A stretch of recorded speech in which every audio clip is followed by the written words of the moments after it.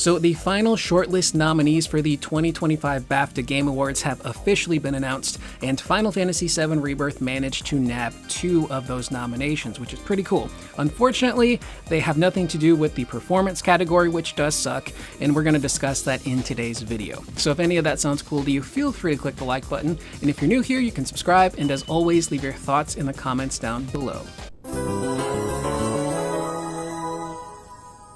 So just to give you guys a quick refresher on what the heck the BAFTAs are, they are essentially the British equivalent of the American Oscars, but they focus on film and television as well as gaming, and they have a separate award show specifically for gaming. And to be nominated for a BAFTA, whether it's a long list or a short list, which I will explain in a second, is a pretty big deal. And then going on to win one is an even bigger deal. It's a pretty prestigious event.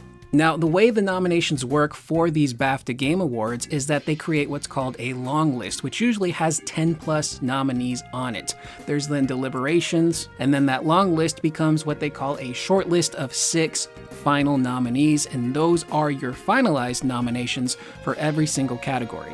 Now, when the long list nominations came out a few months ago, Rebirth managed to land 7 of those long lists, including Artistic Achievement, Audio Achievement, Music, Narrative, Technical Achievement, and then 2 performance noms. One for Cody Christian, the voice of Cloud, for Best Leading Role, and a second for John Eric Bentley as Barrett for Performer in a Supporting Role. And now that these short lists have been announced, Rebirth has only made 2 of those nominations, being Music and Narrative, which means unfortunately Cody and John did not make the shortlist to become final nominees for their performances in each of their respective categories, which really sucks, but we'll get to that in a second. Starting off with the nominations Rebirth did land was Music and Narrative. Starting off with Music, again, this one for me goes to Rebirth. Rebirth is a situation that I think is very rare, where you have quality and quantity. 400 plus tracks on this soundtrack. They're all incredible. And it's not just a look at how many songs are in this game kind of thing. It's again, look at the quality of these songs, the amount of work they put into this soundtrack, creating music for sections of the game that a majority of people may not ever explore. Side quest stuff, cutscenes that are hidden behind minigames, music that accompanies specific minigames that some people just might skip. There was so much love and care and thought put into crafting not just new tracks for Rebirth, but taking tracks from Remake and rearranging and remixing them. And of course, taking the incredible music from the original Final Fantasy VII and breathing new life into them. From doing all of the main themes for every region and then creating a battle theme for each region. Having side quest music like Fight for Us Stamp, which has 2 songs. There's the music that plays when you're running with the dogs, which is super fun and upbeat and super cute.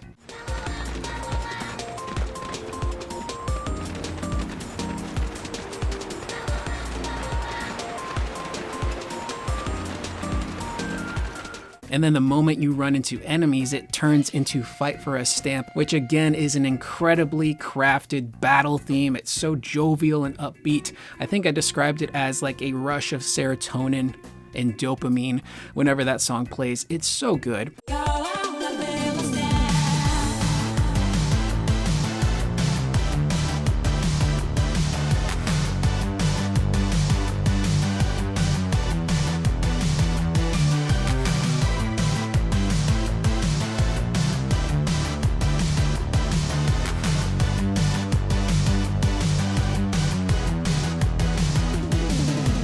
And they didn't have to do that. They didn't have to create custom themes for every single thing in the game. If they really wanted to, every battle could have literally just been Let the Battles Begin. Every boss battle could have just been the main boss theme, but no, they crafted specific themes for characters and bosses and locations and mini games, and it's really crazy how much work really goes into that soundtrack. And for me, there's really not a bad song in the bunch. Well, maybe Corneo's music.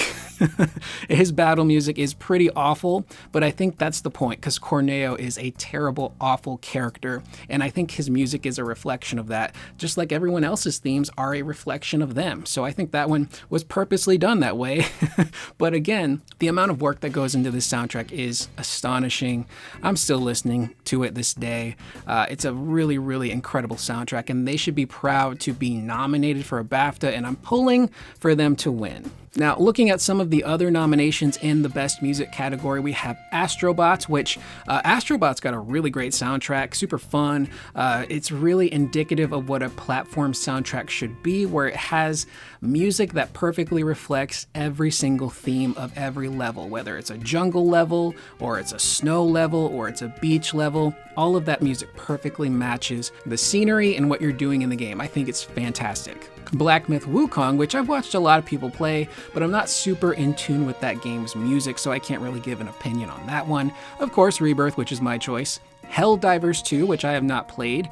I honestly didn't pay too much attention to the music when I watched people play it, but that's there as well. Senua's Saga Hellblade 2, which usually has some pretty deep, heavy kind of music to accompany its cutscenes and its battles, so that is a contender as well. And then Star Wars Outlaws, which again I did not play, but I'm assuming maybe uses a lot of older Star Wars music as well as a combination of new stuff. And then of course we have the controversial one here, narrative. Rebirth did win Best Storytelling at the Golden Joysticks, which I thought it deserved. Again, I love the narrative in this game. I love the twists and turns. I love the new additions. I love how they flesh everything out. I love how they've changed certain things. I do prefer how some things were done in the original game over how they've been reimagined in Rebirth, but overall, I love the story. I love the cliffhanger, confusing ending. It's phenomenal. It's not for everyone, so this is why I say it's controversial, because some people say it sucks, and they prefer the original game, and that's what they wanted. I get that. But it's not perfect. My criticisms of Rebirth story is the same criticism I had of Remake, where although I love the story and the stuff they drop on you, they do tend to wait until the last quarter of the game to really drop those big story bombs on you to progress the story further and then leave you asking questions, which again, based on the structure of this trilogy, does kind of make sense. And overall, while the story is still very close to how it was in the original, again, I do think some things are going to turn out differently by the time this trilogy is over, and we probably will get an ending that is much different from how it played out in the original game. Now, looking at some of the other nominations in narrative, we have Black Myth Wukong, or as I like to call it, Black Myth Wu-Tang. Wu-Tang is for the children. Dragon Age The Veilguard, Rebirth, Metaphor Refantasio, Hellblade 2, and Still Wakes the Deep. I have not played Still Wakes the Deep. Hellblade 2 I know tends to have some pretty good story stuff, especially when it comes to the acting, so that's probably a contender. I would not be shocked if Metaphor won. I think Metaphor won Best Storytelling or Narrative at the Game Awards, which I know was a bit of a controversial win. I saw some people online saying like, yeah, I loved Metaphor, it was great, but I don't think it should have won Best Narrative, but that's still a contender. So this category really is kind of a toss-up between any of the games nominated, but for me, it's Rebirth. I will say, a game that I feel was snubbed for narrative, Silent Hill 2. Yes, it's a remake, but it's kind of like Rebirth and 7 Remake in the sense where they reimagine certain things and flesh things out and expand on a lot. And I love the story in Silent Hill 2. It's so unsettling and creepy, but it makes you think about what these characters are going through. It makes you think about what the town of Silent Hill actually is. Is it this entity that draws people to it and wants to punish them with their own personal trauma and fears? And having not played the original Silent Hill 2, the twist was fresh for me. And I won't spoil it for people, but what happens towards the end of that game, the moment that twist happens, they just make you sit in that moment as you're trying to navigate your way out of this hotel that is perfectly representative of the character of James, where it's broken down, dilapidated, and it's literally just falling apart as you try to make your way out. And the music that plays there is so moody. So Silent Hill 2 for me should have been on this list, but unfortunately, it didn't make it. Now we get to the bummer section of the video. Unfortunately, Cody Christian and John Eric Bentley, Cloud and Barrett respectively, were not nominated for the shortlist final nominations for performance. However, they did make the long list, and that in itself is a pretty big achievement. To be recognized by BAFTA and be even considered for a shortlist is a very big deal. Now, for Cody, he did win Best Performance again at the Golden Joystick Awards, which I think was well deserved. He's put in such an incredible incredible performance as Cloud. And considering this is his first voiceover role, he is an actor and he's been acting since he was a kid on camera, but this is the first time he's ever done VO. And listening to his performance in Remake and Rebirth, you can't honestly tell. It feels like he's been doing this for a while. And to hear the growth in the character of Cloud from 7 Remake to Rebirth, it's such a massive change for the character. You hear Cloud in 7 Remake, his voice is a little bit deeper, but he's more stoic and standoffish. And in Rebirth, he's way more open to talking to people, expressing himself, listening to other people's problems, and even giving his own advice. There's that really great side quest in Gungaga where you meet up with one of Zack's friends and you learn that they used to train with one another, and this guy goes on to do the squats that Zack used to do and how they're a big inspiration to him. And Cloud's like, no, man, you're doing them all wrong. And then he shows the proper form for those squats. And then there's probably one of the bigger character moments between Cloud and Barret, and this is spoiler alert for those who haven't finished the game. It's immediately after Dyne dies, and Cloud is left in the field with Barret as everyone is getting ready to take off, and Cloud just reassures Barret, like, we're here for you, man. Like, you don't have to do this alone. We need you. We got you. And for Cloud to be so open in that moment and so kind and sympathetic to Barret, that is massive for that character.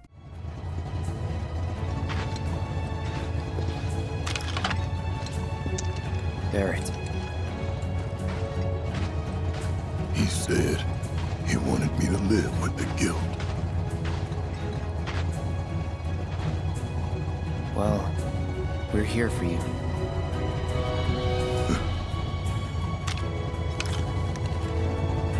To help take the load off, huh?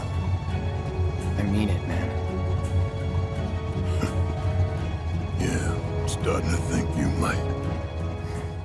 And one thing I do want to mention very briefly, I keep bringing this up as an example in videos, is the honeybee and stuff from 7 Remake, and how like the overall message of that section is like, just be you. Don't be afraid to be who you are. It's a really beautiful message on the surface, but for a character like Cloud, it goes way deeper. Because as we know, Cloud is not Cloud. He is dealing with so much trauma and memory issues, and he's experiencing things that Zack went through and not his own memories, and everything's all jumbled up, which is a much deeper issue with Cloud. And of course, in part 3, he's going to put himself back together and become the real Cloud. But as a character on the surface, Cloud is a bit insecure. He wants so badly to be portrayed as this cool, stoic badass instead of just being himself. So he portrays himself as what he thinks is cool. And again, that meaning of just be yourself just has so many different meanings for Cloud, which I think is such a cool layered story thing, and I love it. Now, I do think that when 7 Remake Part 3 rolls around, I think Cody will get nominated again for these performance roles, because again, Cloud's gonna have a lot to do in that game. There's coming to the terms with the death of Aerith. There's the live stream sequence where Tifa helps him put his memory back together and he becomes that true version of Cloud. And I cannot wait to hear Cody's take on what that version of Cloud is, because he knows who Cloud is. He knows that deep down Cloud is just a big old goofball. And he says things like, let's mosey. That's the moment we're all waiting for, is the, all right, everyone, let's mosey. So I can't wait to hear Cody in that. And again, I think he is going to get a lot more nominations when 7 Remake Part 3 comes out and that award season starts to hit, because he's going to have a lot to do. I also think another possible nomination for that era of awards could be Britt Baron. Part 3 and that section of the story, that is Tifa's game. Britt's going to have a lot to do with that performance. Tifa really takes over in that game. There's so much that she goes through with her own memory and trauma. But then of course, there's the very pivotal moment where she basically saves Cloud and helps him within the live stream and helps him get his proper memories back. So I think Britt's going to deliver another wonderful performance as Tifa, and I think we could see her be nominated for Best Supporting Role in a few years when Part 3 gets released. Moving over to John Eric Bentley, who portrays Barret. And again, I can't sing the praises of this guy enough. He is such an incredible performer, and he really has become such a steward for the character of Barret, making sure that he is portrayed properly. He's not a stereotype or a caricature, and he really wants to make sure that this version of Barret pays homage to what the developers originally intended with the original FF7. And I bring that up because we talked about localization recently and how Tetsuya Nomura talked about with Final Fantasy VII OG, they made the game and then they handed it off to English localization and just kind of let them do their own thing. and let them do what they thought was best, which unfortunately led to situations where things weren't portrayed properly, or it insinuated certain things, or characterization wasn't accurate, and it wasn't true to the original vision of the developer. So I feel like nowadays, since they're much more strict on that stuff, John is really protective over the character and ensuring that their original vision, Katase, Nojima, Nomura, Sakaguchi, is still intact and is alive and well with his portrayal. And again, Barrett is already a very layered character, but when you have a seasoned actor like John in that role, he is able to bring out so many of those layers and different facets to a character like Barrett, who to me is like the definition of masculinity. He's big, he's strong, he's tough, he's angry, he's not afraid to punch you in the jaw if he needs to, but he's also got those moments where he is reflective and he's not afraid to express his emotions and feelings and just be honest with people and be sensitive. He's like a big old teddy bear who could claw your face off, essentially. And again, John just does such a wonderful job portraying this character. And there are so many moments within Rebirth in particular where you could point to a scene with Barrett and be like, yeah, this is why John deserves a nomination or would deserve to win, whether it's the stuff with Dine and how he used the real life death of his father as motivation for that scene. There's so many conversations that he has with Cloud in particular, and seeing those two characters who hated one another at the beginning of 7 Remake become super close to one another and almost like brothers to a degree. Seeing that Barrett is not afraid to open up to Cloud and vice versa, I think is just such a big thing for these characters. And one moment, Barrett can be crashing out over the fact that Marlene's gonna get older and leave him one day. In the other, he can be very reflective on how his journey has played out and how things started with Avalanche and how Jesse, Biggs, and Wedge are no longer with them, but they continue on to make sure that their memories and what they were fighting for continue to live on. And then just as a person, John just seems very, very friendly. There's so many stories that you hear from people of how they got to meet John at a convention and he took time out of his day to just talk to people. There's a really beautiful story from the Square Enix podcast that took place with John and Brianna White, the voice of Aerith, where John talked about meeting a man and just like talking with him and walking with him, and the fact that that guy lost his brother and how he was just kind of like a pillar for that guy, and his performance as Barrett became kind of something for him to lean on. Just to see how active he is in the community is so cool and refreshing, and he seems like a genuinely cool dude. And of course, Barrett, all of the characters are going to have so much to do in part 3. So while he didn't get nominated for the actual final shortlist, again, being on that long list is a really big achievement, and it just would have been nice to see him get nominated on the shortlist so that man can get more recognition and really be given his flowers for what I think is one of the best performances in this trilogy so far. Again, this man just picks up Remake and Rebirth, puts it on his back, and just runs with it. And of course, you've got incredible performances from everyone across the board, but John is just like doing some really incredible character work here. Now, just jumping back to leading role, someone who is nominated is Luke Roberts, who was James in Silent Hill 2. Since Cody's not there, Luke Roberts has my full support. That man was absolutely incredible in Silent Hill 2, portraying this character who is just so broken and lost and trying to figure out what the heck is going on. And again, I would urge you, if you haven't played Silent Hill 2 Remake, check out the endings for that game. The performances that Luke gives are just heartbreaking, they're eerie, and they really stick with you. And then of course, in Best Supporting Role, I do want to mention the great Matt Berry for his performance, and thank goodness you're here. Matt Berry is just a wonderfully funny dude. He's got such an incredible voice, and I've come across so many memes on the internet from What We Do in the Shadows in his portrayal on that show. It's a gold mine of memery when it comes to Matt Berry, but he is also nominated for supporting role. You really are the most devious bastard in New York City. And with all of that being said, that is the video. I am Curious Corduroy. Let me know in the comments down below what you guys think so far of the nominations Rebirth did land and the ones it unfortunately did not land for the 2025 BAFTA Game Awards. I will see you guys in the next video. Please remember to always be excellent to one another.